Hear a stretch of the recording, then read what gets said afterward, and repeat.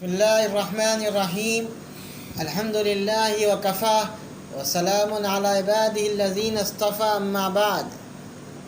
معزز حاضرین اور سامعین، میں آپ کی خدمت میں اس موقع پر سیدنا علی مرتضیٰ رضی اللہ تعالی عنہ کے متعلق چند باتیں عرض کرنا چاہتا ہوں۔ حضرت علی رضی اللہ تعالی عنہ حضور صلی اللہ علیہ وسلم کے ساتھ شروع سے رہے، بچپن سے رہے، آپ ہی کے زیر سایہ پروان چڑھے، تربیت پائی، اور ایسے معتمد تھے کہ جب رسول اللہ صلی اللہ علیہ وسلم نے ہجرت کی ہے تو اپنے بستر پر حضرت علی رضی اللہ تعالی عنہ کو چھوڑ کر گئے تھے۔ حضرت علی دشمنوں کے نرغے میں تھے اور بڑے اطمینان کے ساتھ وہ اللہ پر توکل کر کے وہاں رہے، اور جو امانتیں حضور صلی اللہ علیہ وسلم دے کے گئے تھے کہ ان کو جن کی امانتیں ان تک پہنچا دیں، آپ نے اس فریضے کو انجام دیا۔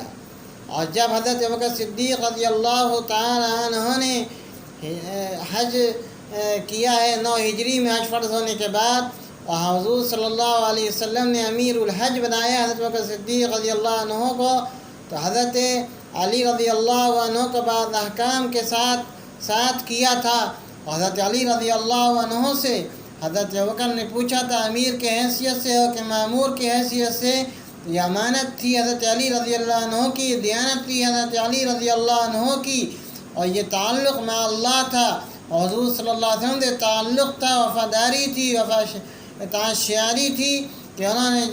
جو بات تھی جتنی تو کہی کہ معمور کی حیثیت سے ہیں۔ اور حضرت علی رضی اللہ تعالی عنہ کا معاملہ تھا، جب حضور صلی اللہ علیہ وسلم نے حضرت ابوبکر صدیق رضی اللہ عنہ کو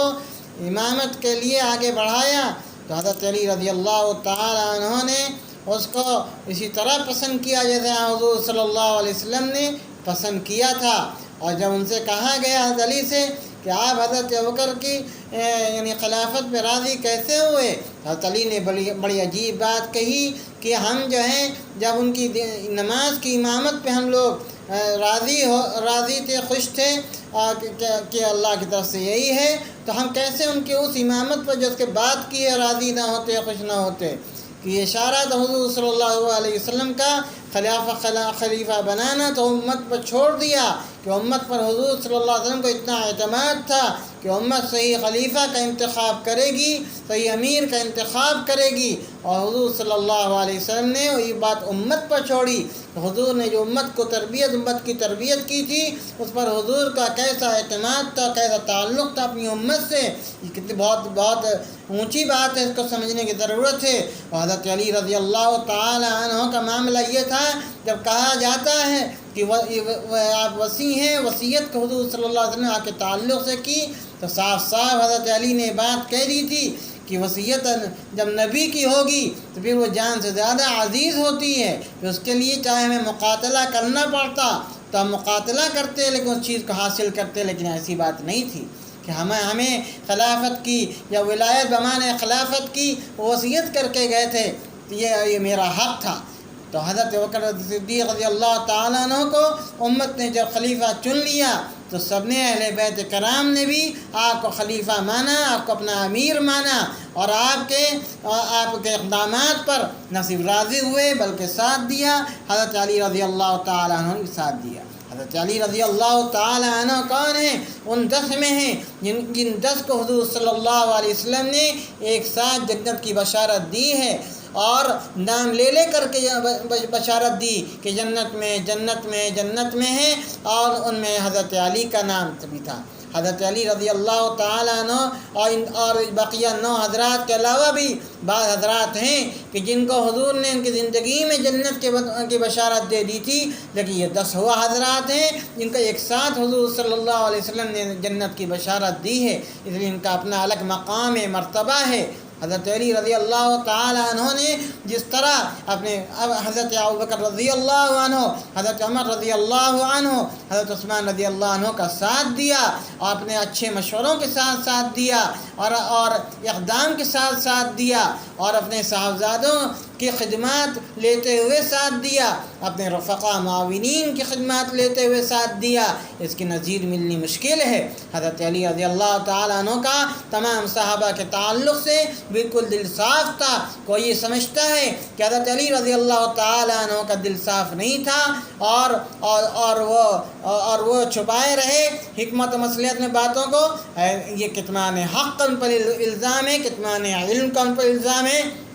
حضرت علی رضی اللہ تعالیٰ عنہ جن کے ساتھ بہادری لگی ہوئی ہے، جرأت لگی ہوئی ہے، شجاعت لگی ہوئی ہے اور حمیت لگی ہوئی ہے، ان کی حمیت مشہور، ان کی غیرت مشہور، ان کے اللہ کے لیے محبت مشہور، ان کے لیے دین کے لیے خدمات مشہور، اللہ کے لیے ان کا بھرپور توکل مشہور، اور سب اس کو جانتے ہیں، اور خلفاء نے، صحابہ نے، اور سب نے اس کا خیال کیا۔ یہاں تک کہ معاویہ رضی اللہ تعالیٰ عنہ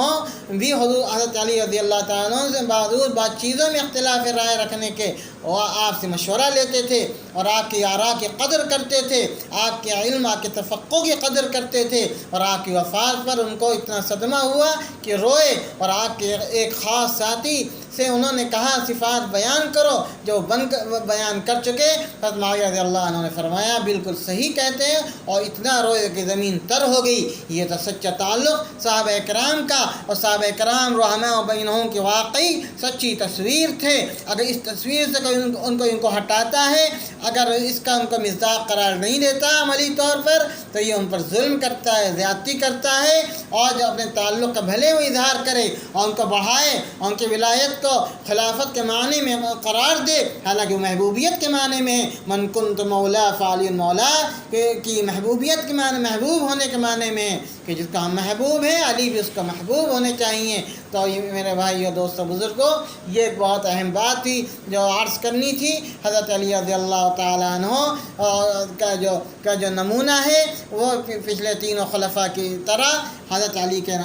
کبھی نمونہ جو سامنے آیا وہ بھی ہم سب کے لیے بہترین نمونہ ہے، اس نمونے کی بھی قدر کرنی چاہیے، اور ہم سب کو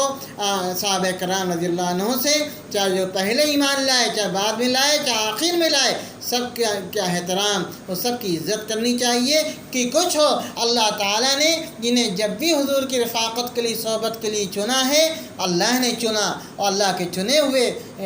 یہ لوگ ہیں، اللہ ان سے راضی ہوا، واللہ سے رضی اللہ عنہم ورضوا عنہ، وآخر دعوانا الحمدللہ رب